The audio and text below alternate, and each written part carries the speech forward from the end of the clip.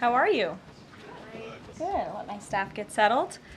There's a lot of news today, so I look forward to taking your questions. Good to see you. And I have some updates for you as well. Later today, President Trump will address the Business Roundtable's quarterly meeting, where he will tout his pro-growth economic agenda and answer questions before more than 100 of our nation's leading CEOs. In fact, it's the largest attendance ever for this event because business leaders are so eager and encouraged by President Trump's return to Washington. This follows President Trump's roundtable yesterday with the Technology CEO Council here at the White House, where he met with key leaders in the technology industry. And last night, President Trump also held an official swearing-in ceremony in the Oval Office for Sean Curran, who is now the 28th Director of the United States Secret Service. Sean demonstrated unbelievable bravery under gunfire in Butler, Pennsylvania this past July when an assassin tried to kill President Trump. As someone who got to know Sean personally throughout the campaign last year, I can say unequivocally that there is nobody better suited for this important role. And following the confirmation of Labor Secretary Lori Chavez DeRumer last night, the Senate has now confirmed 21 of President Trump's well-qualified cabinet-level nominees, far outpacing the previous administration. And looking ahead, tomorrow, the president will welcome the Taoiseach Micheál Martin of Ireland for the annual White House Shamrock ceremony. And Thursday, President Trump will welcome the NATO Secretary General for a working meeting and lunch.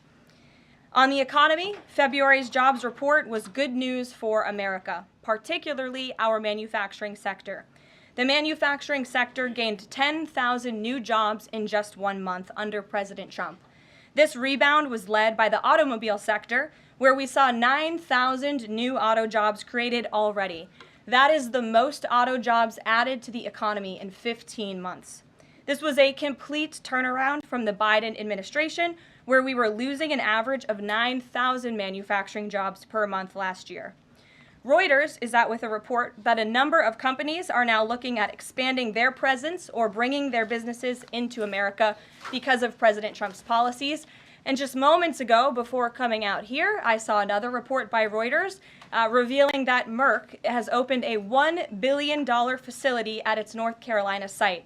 This is just the latest pharmaceutical company to boost its U.S. manufacturing in lieu of President Trump's tariffs. This announcement follows Eli Lilly's plans to invest at least $27 billion to build 4 new manufacturing plants here in the United States. And Pfizer has also said it's considering moving their manufacturing overseas right here to the United States of America. As the president has said over and over again, when we purchase products made in the USA, the profits stay here, the revenue stays here, and most importantly, the jobs stay here. And despite the globalist mainstream media's attempts to worry consumers, President Trump will not repeat the trend of past American presidents who broke their promises to the American public and smiled while they stuck a knife in the back of American workers and shipped their jobs overseas. Our country has lost more than 5 million jobs in more than 90,000 factories due to devastating globalization over the last 3 decades alone. North Carolina lost 300,000 manufacturing jobs, including 60% of its furniture manufacturing jobs in the years following NAFTA. And in Michigan, globalist policies destroyed 250,000 jobs, including 40% of the auto industry, which again we know is clawing back because of President Trump's action already. These are harrowing statistics that represent countless towns and families who have been completely destroyed. But the America Last globalist era is ending under President Trump. He will no longer allow our country and our workers, our hard-working American families, to be ripped off. On another very important issue for the president, he continues to work hard to secure the border. If you missed it yesterday, CBP launched an enhanced home mobile app with a new feature, the Intent to Depart, which offers unlawfully present aliens or those aliens whose parole has been revoked an orderly and defined process to notify the U.S. government of their intent to depart the country. The CBP Home app strengthens our mission to secure the border and provides illegal aliens with a straightforward way to leave now before facing much harsher consequences later. A new report from Bloomberg just found that the number of aliens trying to reach our country by traveling through the jungle to Central America dropped a whopping 99% last month. And this follows the incredible news that illegal border crossings plummeted last month as well, down 94% at our southern border from last February under the Biden administration. As President Trump made clear during his historic address to Congress, we must finish this job and continue to carry out the largest deportation campaign in American history. And that is why the president fully endorses the continuing resolution that is before Congress and was negotiated by Speaker Johnson. He is encouraging all Republicans to vote yes on this clean CR, which freezes funding at current levels and will prevent the Democrats from getting their long-awaited government shutdown. Voting against this CR will hurt the American people and kill the incredible momentum that President Trump has built over the past 51 days. And lastly, before I take questions, I would like to commend the Washington Post, who I believe is in the room today. According to a new report from Axios, the Washington Post is overhauling their newsroom structure. It appears that the mainstream media, including the Post, is finally learning that having disdain for more than half of the country who supports this president does not help you sell newspapers. It's not a very good business model. And that's why we have people in our new media seat. And today we have Sargar Anetti, who is the host of Breaking Points, a popular political YouTube news and podcast show that has racked up nearly 1 billion views on YouTube, several hundred million podcast downloads since its launch in June 2021. He's also a former member of the White House Correspondents Association, but is now a part of the thriving independent media. We're very happy to have you with us here today. Why don't you kick off our briefing? Thank you. Really appreciate you having me, Caroline. A couple of questions for you, if I may. First on the stock market. So currently it's the 25th anniversary today of the dot-com bubble crash. There's a lot of concern for a lot of Americans right now about the state of the economy. President Trump has refused to rule out a recession. Secretary Lutnick, however, has told us there will not be one. So can the White House just tell and assure Americans today that there's not going to be a recession?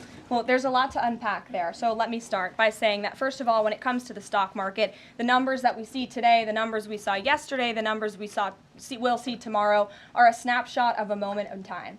And as President Trump has said, and I'm here to echo the remarks of this president of this White House, we are in a period of economic transition. We are in a period of transition from the mess that was created under Joe Biden in the previous administration. Joe Biden left this country in an economic disaster. Several statistics to point out. The delinquency rate on credit card loans increased 63% under Joe Biden, hitting a near 12-year high.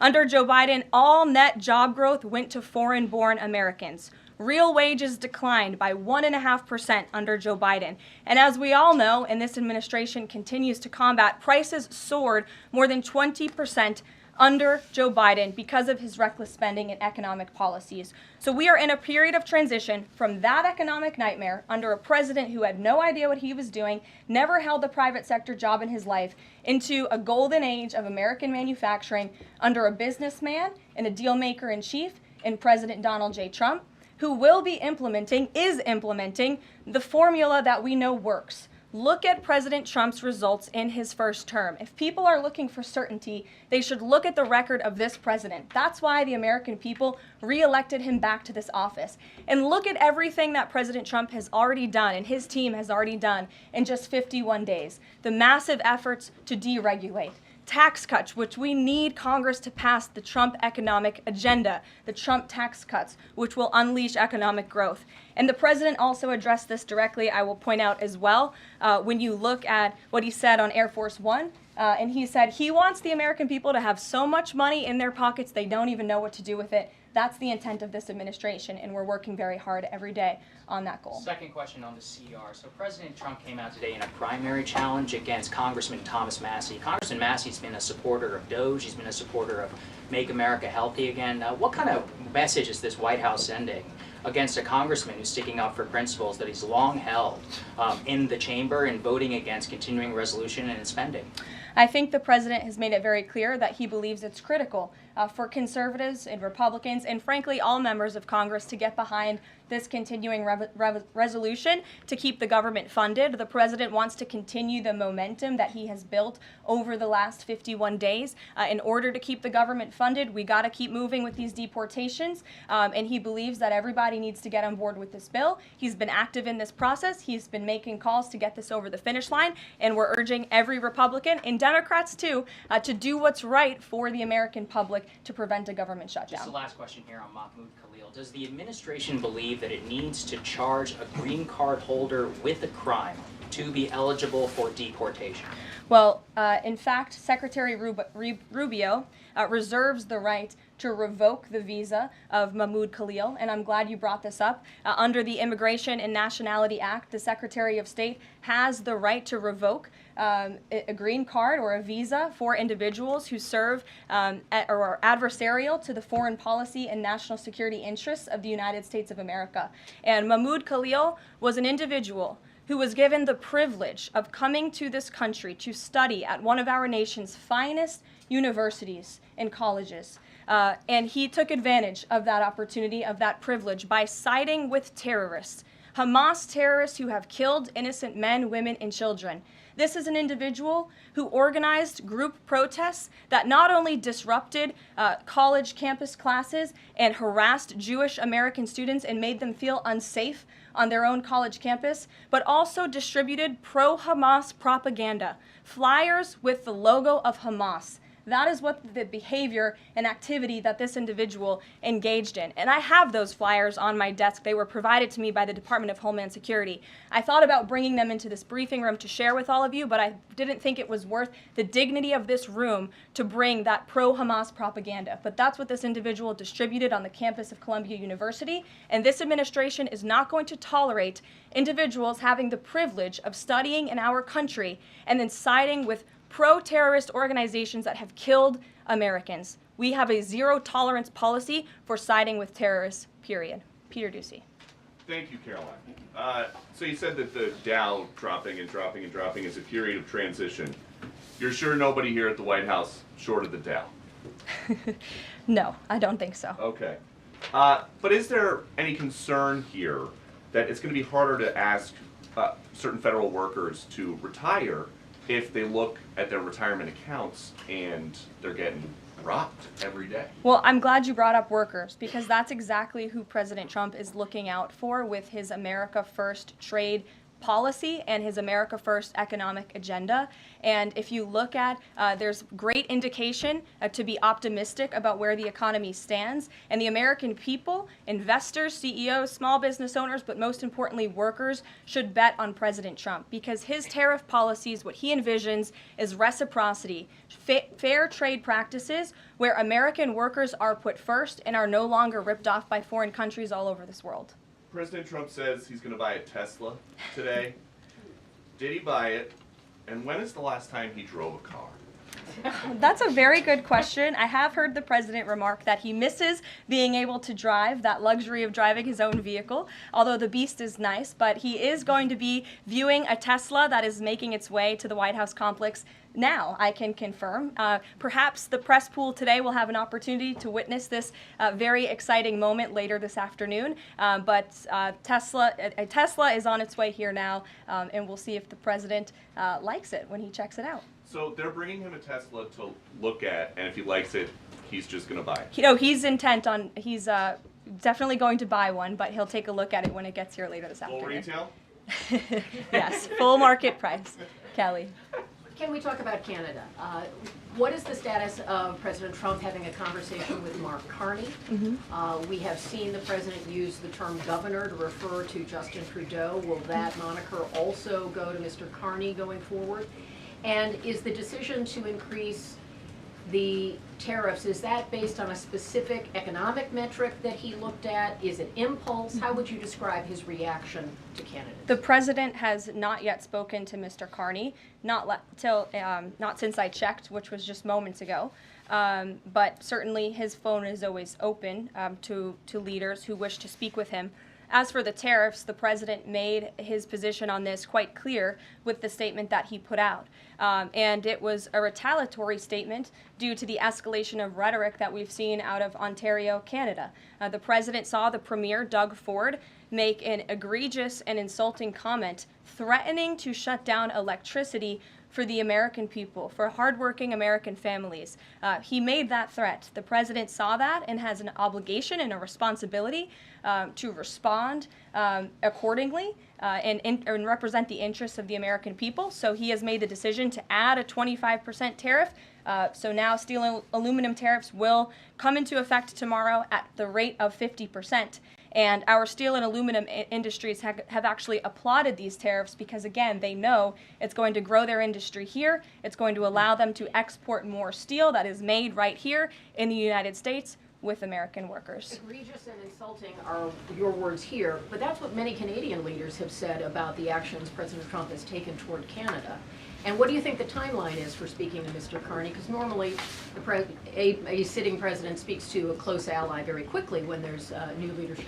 Well, the president is, again, responding to the fact that Canada has been ripping off the United States of America and hardworking Americans for decades. If you look at the rates of tariffs across the board that Canadians have been imposing on the American people and our workers here, it is egregious. In fact, I have a handy-dandy chart here that shows not just Canada, but the rate of tariffs across the board. If you look at Canada, since you brought it up, American cheese and butter, nearly 300% tariff.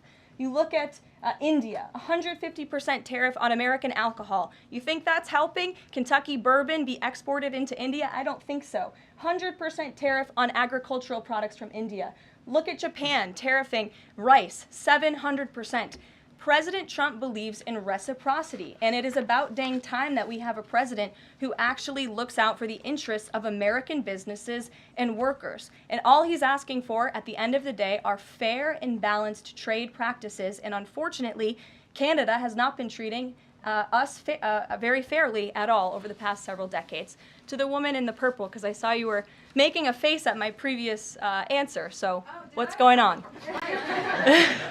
Well, actually, I have a couple of questions. At the core of pro-Palestinian protests on college campuses and elsewhere is a demand to end the war in Gaza, a goal that this administration actually supports and has pursued. So why has this not been acknowledged or highlighted even? Because these colleges and these protests have again put out Hamas propaganda. The flyers that have been distributed call for violence. The flyers that have been distributed have the logo of an organization that has held Americans hostage, that murdered innocent babies, that murdered men, women, and children. They are a designated foreign terrorist organization, and we are not going to tolerate non-citizens, foreigners who come here on a visa engaging in such behavior, siding with terrorists. And the Secretary of State reserves the authority to revoke the green card or the visa of an individual who serves as an actually, it says right here, reasonable grounds to believe that the alien's presence or activities in the United States would have potentially serious adverse foreign policy consequences to the United States. And I think siding with Hamas makes that quite clear. Secretary Rubio exercised that authority, and we fully believe that we are going to move forward with more arrests, as President Trump previewed in his statement yesterday. Ed. Yeah, thanks. Go ahead. So are there conversations between the administration and the Canadians going on over this tariff? Because the Ontario Premier says the next step is to cut off electricity to the U.S. And the president put out a statement after seeing those comments and said that it would be there would be grave consequences imposed on Canada if they think about shutting off electricity for the United States of America and our citizens. And the president is also determined to ensure that we are depending on American electricity, not the electricity production of foreign nations, including our allies in Canada. As for conversations, there is continued correspondence between the president's team, particularly Secretary Lutnick, and the Canadians as well. And in the market reaction, how do you sell to the American people then, after they're looking at what's happening in the markets this week, and say that the tariff policy long term is something good? Well, just think about what the tariff policy long-term will do for our country. I think many of us probably grew up in small towns. I know at least I did, and the main street in my small town looks a heck of a lot worse than it probably did decades ago before I was alive. At least my parents and grandparents tell me so. And I know many Americans feel that same way. What the president envisions for this country is for the United States of America to be a manufacturing superpower, where there are American factories and businesses owned by Americans, producing goods that we are exporting to the rest of the world. Those revenues will stay here. It will increase wages for people here in our great country. It will ensure our national security, and it will boost the morale of the American people to have thriving industries again. Think about Detroit, Michigan. Think about North Carolina, as I mentioned, that used to have a thriving furniture industry that no longer exists because of the globalist trade policies of previous and past administrations. And the American people gave the president a tremendous opportunity to restore American greatness and restore our manufacturing dominance, and he's intent on doing just that. John. Thanks, Caroline. Two questions for you. First, on the CR, you put up on the screen the president's message to Republicans to support this continuing resolution. Is there outreach to Democrats? Because what we've seen since the beginning of the fiscal year is that in order to get a continuing resolution, you need bipartisan support and you need compromise. Well, right now, we are focused on House Republicans and on the House, because that's the first step, as you know, John. And so the president has engaged in correspondence with House Republicans, whipping votes and getting them to a yes, which I understand has been pretty successful this morning thus far. And so, again, the president is encouraging Republicans especially, but again, as I said, all members of Congress to vote to continue funding this government so we can continue the business of the American people, which elected President Trump to do. And then on financial markets, we've seen this decline yesterday. We see it today as well. It seems that the read on the president's policies is one in which they do not have confidence in his trade tariffs policy. They do not have confidence in what the president said to Fox News over the weekend, that he didn't rule out the idea of a recession. What is your read in terms of the decline that we've seen over the last week and a half in financial markets? Well, I think there's actually a lot of reason to be confident, and many people do feel confident. Just look at the nearly $2 trillion in private investment that this president has secured. Look at the comments made by the CEO of Apple, one of the biggest companies in this world, who said that he is bullish on the future of American innovation under the leadership of President Trump. Look at CEO confidence. According to the Conference Board measure of CEO confidence, in Q1 2025, under the leadership of this president, it jumped to its highest level in 3 years, from cautious optimism to confident optimism. If you, again, look at the $2 trillion in investments from some of the biggest companies in the world, look at the jobs report last Friday, as I also cited in my opening remarks. Fox Business reported that Trump sees a manufacturing boom in first full jobs report of his second term. Look at the auto jobs that have already poured back into America. We added 9,000 new auto jobs. Those are sticky jobs. Those are good paying jobs. That's 9,000 American families who will now be able to live the American dream because of the policies of this administration. You also look at small business optimism. The NFIB put out a report this morning. Small business optimism continues to be far higher than it ever was under the previous administration. There's a lot of reason to be optimistic. And again, the American people, CEOs and people on Wall Street and on Main Street should bet on this president. He is a deal maker, he is a businessman, and he's doing what's right for our country. He wants to restore wealth to the United States of America. Michael, good to see you. Hey, Caroline, thank you. Two questions, if I may. Will the administration be providing any relief to states affected by the Ontario power tariff? Well, the president has made it very clear that Canada would be very wise not to shut off electricity for the American people, and we hope that that does not happen. As for what would happen if that does take place, I'll leave it to the president to make those decisions. Does President Trump share the Justice Department's concern over rising egg prices and possible collusion of big egg? Well, we definitely We definitely do share the concerns of the American people when it comes to the price of eggs. However, good news, the average cost of a dozen eggs is actually down since Secretary Rollins and President Trump announced their plan. It's down $1.85. So that's good news on the cost of eggs. And as we know, under the Biden administration, egg prices went up 22%. This is another example of an economic mess that President Trump inherited, and the Secretary of Agriculture and the President are focused on fixing it. Secretary Rollins put out a 4-point plan to address this crisis, and she has been honest and realistic with the American people, as this administration always is. It will take about 3 to 6 months to get the egg supply back to where it should be, but she's focused, and this administration is focused on doing that every day. Karen. Thanks, Caroline. Just back on the markets, you said that what we're seeing this week right now on Wall Street is a snapshot of a moment in time. But does the president think he bears any responsibility for the turmoil in the stock market this week? Look, the president is unwavering in his commitment to restore American manufacturing and global dominance, and I think he doubled down on that this morning with his new statement and the tariffs that will be implemented tomorrow on steel and aluminum. And he has said recently he's not looking at the market. He said you can't really watch the stock market, but all of the gains since Election Day have been erased in the S&P 500. At what point, how far do stocks have to fall before the president considers it a factor and changes course? Again, as I just said, the president will look out for Wall Street and for Main Street, just like he did in his first term, and people on Wall Street and Main Street should bet on this president. He's doing what's right for this country. Nick, good to see you. Good to see you too. Thank you, Caroline. So, is the president prepared, like what we saw with Congressman Massey, to pressure other Republican lawmakers into supporting this continuing resolution? Well, he is very much, as I said, engaged in this process. He's been making calls to lawmakers on Capitol Hill, and I think his statements against Congressman Massey speak for themselves, and I will let the president put out any additional statements if he chooses to, but he fully expects all House Republicans to vote for this continuing resolution. And just to follow up, can we start to anticipate seeing more of the president weighing in on upcoming 2026 races like we saw this morning? I'm not sure about that. I'm not even sure if I'm allowed to speak about that from this podium. I would check in with our outside political team for guidance on future races and the president's involvement. Elena. Thank you. I wanted to ask about some comments Elon Musk made yesterday. He said that there is $500 to $700 billion in waste and fraud and entitlement spending. He called it, quote, the big one to eliminate. Earlier this month, he also referred to Social Security as a Ponzi scheme.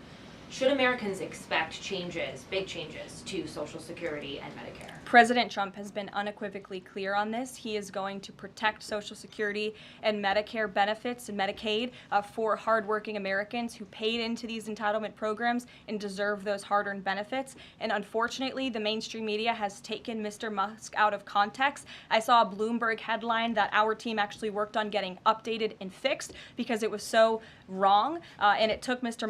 Musk out of context. What he was specifically referring to cutting was the waste and the fraud and abuse that does exist in these programs. According to an IG report from the Social Security Administration, there's more than $70 billion of fraud in the Social Security program alone that we know of. And so the president will continue to protect these programs for hard-working Americans, and actually cutting the waste, fraud, and abuse out of these programs will protect it for hardworking Americans. Okay, respectfully, he said around $500 to $700 billion. There was no evidence to claim that, and also if that is the case, that would represent more than a third of what Social Security paid out last year, maybe 20% of Social Security and Medicare. Again, if you read his full quote, he said, "We think," so it's an estimate based on what he's seen. He's not saying definitively, he's saying that's what DOJ suspects and thinks. And that's exactly why DOJ was created, to ensure that we are investigating the fraudulent spending, the wasteful abuse across our federal government. And I would remind everybody in this room that 77% of the American people support this effort by Elon Musk and DOJ to identify such waste, fraud, and abuse. Caroline. Go ahead. Thanks, Caroline. You're welcome. If we could just step back for a second. When President Trump last addressed the BRT when he was on the campaign trail, his big push was on tax cuts. He's going there today as he's proposing tax hikes in the form of tariffs. Not and true. I'm curious He's not for doing why that. he's prioritizing that over the tax cuts. He's actually not implementing tax hikes. Tariffs are a tax hike on foreign countries that, again, have been ripping us off. Tariffs are a tax cut for the American people, and the president is a staunch advocate of tax cuts. As you know, he campaigned on no taxes on tips, no taxes on overtime, no taxes on Social Security benefits. He is committed to all three of those things, and he expects Congress to pass them later this year. I'm sorry, have you ever paid a tariff? Because I have. That's They it. don't get charged on foreign companies, they get charged on the importers. And ultimately, when we have fair and balanced trade, which the American people have not seen in decades, as I said at the beginning, revenues will stay here, wages will go up, and our country will be made wealthy again. And I think it's insulting that you are trying to test my knowledge of economics and the decisions that this president has made. I'm now regret giving a question to the Associated Press. Mary, go ahead. Hey, Caroline, I have two if that's okay. The first one was on Russia, Ukraine. I know Special Envoy Witkoff said yesterday that Zelensky apologized in his letter to Trump. Can you share any more about that letter and what else might be interesting from it that we don't know? Yes, the president did reference that letter, as you're saying, in his joint address to Congress. And I do have an update. As you know, Secretary of State Rubio and our National Security Advisor Mike Waltz have been negotiating with the Ukrainians today in Saudi. They will be providing a full readout of that meeting very soon. But I can assure you and everybody here and the American people that the news we've received from that meeting throughout the day and the president has been briefed on is positive. This meeting has been productive. I will let Secretary of State Rubio and our National Security Advisor speak to the specifics of what has taken place today when they are ready to do so when the meeting concludes. Lindsay, go ahead. Thank you, Caroline. Referring to Mahmoud Khalil, the president has said this is the first of many arrests like this. Does the administration have a rough estimate of how many arrests you're planning to make similar? I don't have an estimate. I do know that DHS, based on very good intel that they have gathered at the direction of the president's executive order, which made it very clear to the Department of Homeland Security that engaging, as I said, in anti-American, anti-Semitic, pro-Hamas protests will not be tolerated. So since the president signed that executive order and since Secretary of Known has taken the oath at DHS, they have been using intelligence to identify individuals on our nation's colleges and universities, on our college campuses, who have engaged in such behavior and activity, and especially illegal activity. And so I don't have a readout on how many arrests will come, but I do know that DHS is actively working on it. And I also know that Columbia University has been given the names of other individuals who have engaged in pro-Hamas activity, and they are refusing to help DHS identify those individuals on campus. And as the president said very strongly in his statement yesterday, he is not going to tolerate that, and we expect all America's colleges and universities to comply with this administration's policy. Jasmine. Thank you so much, Caroline, for the question. On Canada, after all of these threats to increase tariffs or turn off electricity, I wonder, does this administration still consider Canada to be a close ally of the United States? Well, I think Canada is a neighbor. They are a partner. They have always been an ally. Perhaps they are becoming a competitor now. But as the president also laid out in his Truth Social post today, he believes that Canadians would benefit greatly from becoming the 51st state of the United States of America. And I actually looked into some of the research about the cost of living in Canada, and the cost of living is much higher than it is here in the United States of America. The average cost of a home in Canada is much higher. In Quebec, the highest tax rate for an income of $150,000 or more is 53.3%, more than half of Canadians' incomes they are being taxed on. So the president has made it clear that he believes Canadians would be better served economically, militarily, if they were to become the 51st state of the United States of America. Reagan. Thank you, Caroline.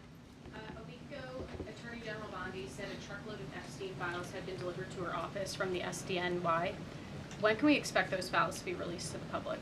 I would defer you to the Department of Justice. I don't have a timeline here. Do you have any update on the JFK files? I don't at this moment. Again, I would defer you to our DNI director, Tulsi Gabbard, and also the Department of Justice. I know that they are working on that diligently, as the president requested them to do.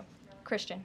Thanks, Caroline. Two questions, since we've been talking a lot about tariffs. Have there been any updates on standing up the External Revenue Service to collect revenue from that? Well, we need reciprocal tariffs to go into effect first, and as you know, the president will be rolling those out on April 2nd, and then the next start of that process is collecting that revenue to ultimately create the External Revenue Service, which Secretary Lutnick is working very hard on and is quite enthusiastic about, if you have noticed from his media interviews. Can the president do that through executive action, or will it require legislation? Well, the president already signed an executive order to direct the Secretary of Commerce to establish the External Revenue Service, or at least to identify ways in which it can be done. I would defer you to the Department of Commerce for more on specifics on that.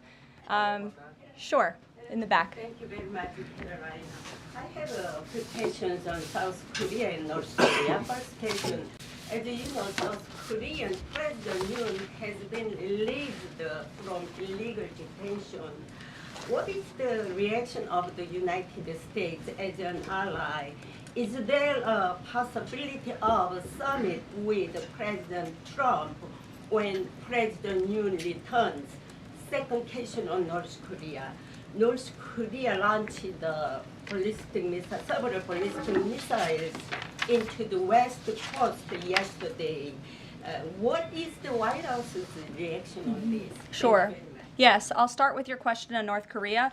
We condemn these actions and we call on North Korea to stop their unlawful and destabilizing actions. As for South Korea, the U.S. and Republic of Korea's alliance is ironclad, and the Trump administration remains in close contact with our South Korean counterparts as we work together to promote a free and open Indo-Pacific. Sure. Question you didn't answer that release of South Korean president from jail. I don't have anything on that, but I can certainly check in with the National Security Council and get back to you. Sure, good to see you. Press Secretary, many are concerned about the validity of President Biden's official actions and also his pardons of the possible criminal actions of individuals such as his family members and Liz Cheney, as information is emerging that many of his official actions were auto-signed, possibly even the pardons, and without his knowledge or consent. Does the White House have any information available currently that Biden was actually the one that approved and signed those pardons? And second question, will the DOJ investigate whether President Biden's cognitive decline allowed unelected staff to push through radical policy and pardons without his knowing approval? I don't know the answer to that question, but I can check in with our folks here who may know the answer to that question and get back to you. Dasha. Dasha, go ahead. Caroline, you did a great job articulating the vision that President Trump has for what his tariffs, he believes his tariffs can do in terms of bringing jobs back to the United States. I asked you last week about how much Americans might need to buckle up for some short-term pain, a conversation that with the President and Treasury Secretary Scott Bessent have had with the people. I'm wondering, how high is the pain threshold for President Trump and for this White House as you watch some of the turbulence in the stock markets, as you field concerns from businesses and potentially see some of those approval ratings drop in the short term? How much is he willing to stomach that, and will he stay committed to his vision for tariffs even as all of this comes up? Well, the president has been working hard every single day to alleviate the pain that was inflicted by the previous administration through massive deregulation, through drill baby drill, as we like to call it, unleashing the might of our energy industry, which we know will ultimately drive down costs for consumers here at home. And again, as I mentioned, the president is intent on signing tax cuts for the American people to put more money back into their pockets, which will ultimately unlock consumer confidence. And again, I'll reiterate the president's words in layman's terms as he does best. The president wants the American people to have so much more money in their pockets, they don't know what to do with it. That's the goal of this administration, through tariffs, through tax cuts, through deregulation, and through unleashing the potential of our energy industry. I have two more quick notes before I wrap up. April 28th, I can confirm that the Philadelphia Eagles will be here at the White House to celebrate their Super Bowl victory. I know there was a lot of fake news about an invitation that wasn't sent or was sent. We want to correct the record. We sent an invitation. They enthusiastically accepted, and you will see them here on April 28th. And lastly, on a sad note, I would like to express our condolences to Fox News and to the entire Fox family who did lose a cameraman, Craig Savage, who passed away at 61 years old told recently, a very tragic death, an individual who was a great man and covered this building for many, many years. So the entire press office, the communications office here wants to express our condolences with his family and also with Fox News. And I'll see you guys later. Perhaps you'll see the president in a Tesla later this afternoon. Have a good one.